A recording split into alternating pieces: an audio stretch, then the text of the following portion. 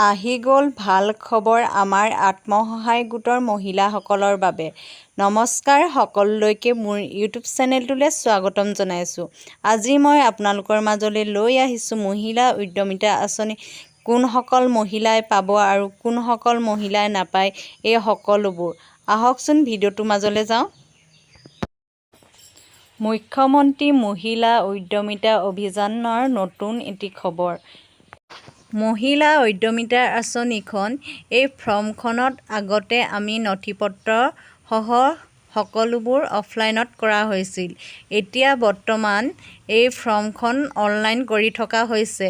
Online কৰি থকাৰ কাৰণে যিসকলৰ অনলাইন কৰি হৈছে তেওঁলোকলৈহে মেছেজটো গৈছে আৰু নহাসকলে চিন্তা কৰিবলৈ নালাগে, নহাসকলেও আহিব।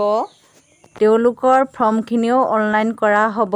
যিহেতু ইমানগাল ফৰ্ম একেলগেতো অনলাইন কৰিব নোৱাৰে, সেয়েহে লাহে লাহে সকলোবোৰ ফৰ্ম অনলাইন কৰিব, তেতিয়া সকলোলৈ এই মেছেজটো যাব।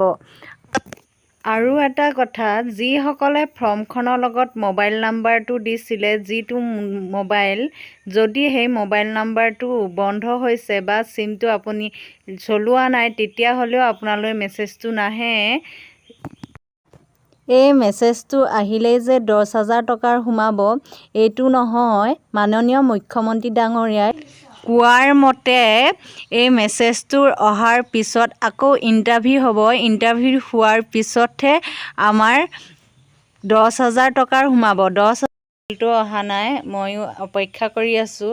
তথাপিতো যদি আমি নথিপত্ৰবোৰ ফৰ্মখনৰ লগত সঠিককৈ ভালকৈ যদি দিছোঁ, নিশ্চয় আহিব। মোবাইল নম্বৰ, আধাৰ কাৰ্ড আৰু পাছবুক এই সকলোবোৰ যদি শুদ্ধকৈ দিছোঁ, নহা কাৰণ নাথাকেই।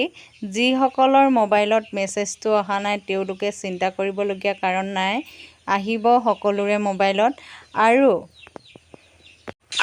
আপোনালোকে ভিডিঅ'টো চাই কেনেকুৱা পালে কমেণ্ট কৰি জনাবলৈ নাপাহৰিব। যদি চাই ভাল পালে লাইক, কমেণ্ট, শ্বেয়াৰ আৰু ছাবস্ক্ৰাইব কৰি দিবলৈ নাপাহৰিব।